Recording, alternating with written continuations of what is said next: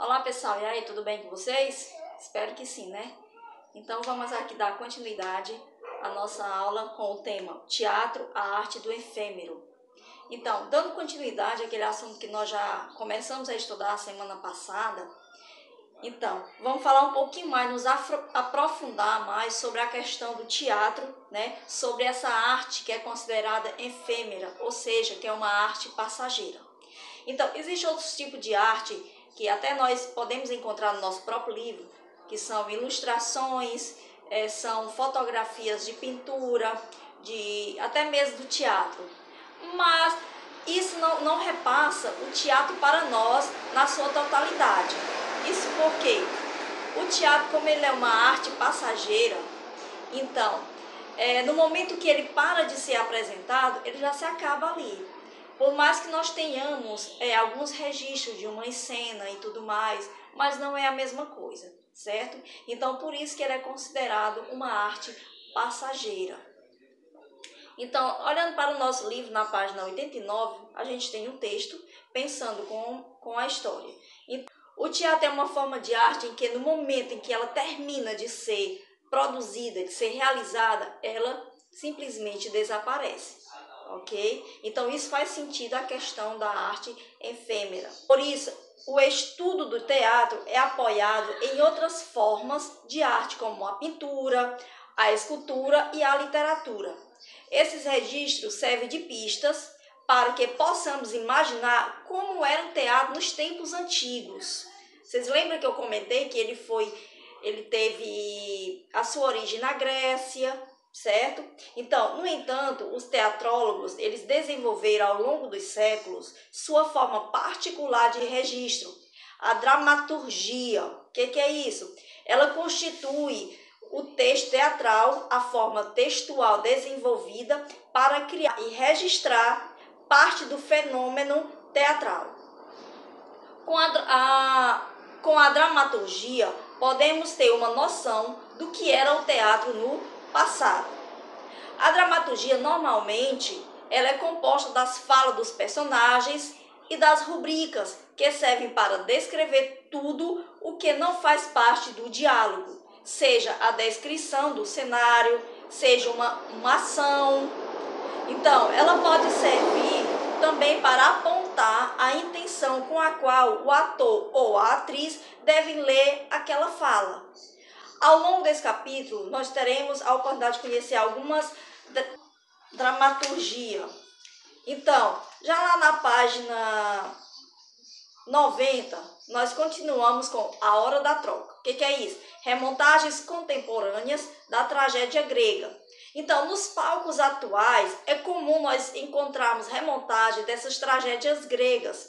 Os teatrólogos ou teatristas, como são conhecidos, contemporâneos, eles buscam nas formas do teatro de outros tempos inspiração e modos de fazer. Vocês lembram que na vida, né, tem um certo apresentador que ele falava: na vida nada se cria, tudo se copia.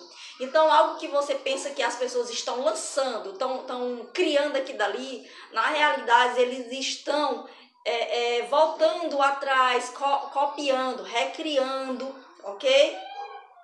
Então, o teatro, ele cultiva sua memória em cena. Como vimos, o teatro é a arte do efêmero, arte rápida. No entanto, atualmente, a tecnologia audiovisual, ela ampliou muito as possibilidades de remontagens, ela ampliou muito as responsabilidades de registro da arte.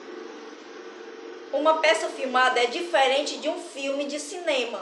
É apenas outra forma de registrar o fenômeno teatral, propriamente dito. Então, o teatro ele acontece no encontro presencial. Filmá-lo é uma das formas contemporâneas de preservar a sua memória. O que nós entendemos é que, se nós estivermos em um teatro e uma peça está sendo apresentada, ela é bastante emocionante. Você vai sentir várias reações. Dependendo da cena, você pode ficar triste, você pode ficar com medo, você pode ficar feliz, ok? Você pode sentir várias sensações. Diferente da mesma peça, se você for assistir ela filmada. Você vai sentir as reações sim, mas de forma diferente. A adrenalina não vai ser tão grande quanto está presente no teatro na hora da apresentação, tá bom? Então, o teatro como ferramenta de educação social. Então, a sociedade da Grécia Antiga, ela passou por profundas transformações. Então, nelas surgiram conceitos como cidade e democracia. E foi também naquele contexto que nasceu parte importante da cultura ocidental. Então, a tragédia grega, ela é parte dessas transformações e ela reflete no palco o conflito entre as antigas estruturas de organização das tribos e clãs e a organização das polis. Então, as tragédias serviam para que os cidadãos gregos refletissem sobre a realidade ao seu redor. Então, era uma forma de trazer aquelas pessoas que eram insensíveis aos acontecimentos, trazer eles para dentro da sua realidade, poderem perceber. Porque muitas das vezes, quando nós somos espectadores, nós somos capazes de entender, de ver coisas diferentes de quem está atuando, de quem está no centro do problema, ok? Então, as obras artísticas que fazem parte da sua vida, peças de teatro, filmes, músicas, desenhos, livros, conduzem a uma reflexão sobre o mundo e o que acontece na sociedade em que vive. Fazem você pensar em como o mundo se organiza e por que funciona desse jeito. Por exemplo, remontando a nossa história, né? Se não fosse por meios de fotografia, de histórias, da convivência que você tem com a sua família, você nunca ia saber a sua história.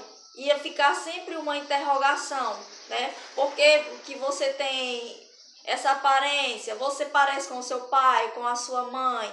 Então, assim, a história, ela nos conta e nos diz quem nós somos. Na Grécia Antiga surge o conceito de democracia, que é uma forma de organização política em que os cidadãos participam das decisões.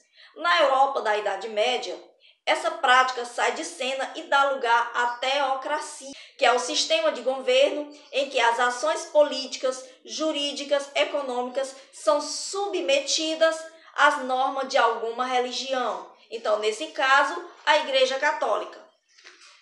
Durante a Idade Média, todas as esferas da vida estavam submetidas à igreja e o teatro era usado como ferramenta de doutrina de convencimento. Como assim, professora? Que convencimento é esse? Então, assim, os líderes da Igreja Católica, principalmente, já que era ela que comandava, ela pegava a cena do livro de Apocalipse e eram feitas imagens como afresco ou pinturas e telas. E eram colocadas em lugares estratégicos onde os fiéis poderiam ver. Então, qualquer pessoa que fosse contra qualquer norma da igreja, que não quisesse obedecer às regras, elas seriam ameaçadas com aquela coisa que estava lá pintada no livro de Apocalipse. São pragas, são revelações, certo? Tormento eterno, como inferno. Por exemplo, se você não fizer do jeitinho que nós estamos mandando, você vai para o inferno. Aí é lógico que ninguém quer ir, né? Então, assim, eles usavam essas estratégias, uma forma de convencimento, e assim ela teria o poder total sobre a sociedade, ok? E para melhor captação dessas imagens, e ficar mais convincente, então era usado o teatro para encenar e assim as pessoas entenderem melhor. Então, é muito comum que as montagens teatrais comecem com um ensaio de mesa. Então, aqui são a teoria e a prática de um teatro. Tudo começa com uma mesa redonda, podemos dizer assim. Então, o que acontece nessa mesa redonda? O texto é apresentado, então é selecionado os atores, as atrizes que vão fazer determinados personagens, é ensaiado o tipo de voz, como vai ser a voz de uma personagem tal. Por exemplo, se ela vai ter a voz grossa, se ela vai ter a voz mais fina, né? Então, assim, se ela vai ter sotaque ou se não vai ter. Então, assim, tudo isso é discutido na mesa redonda.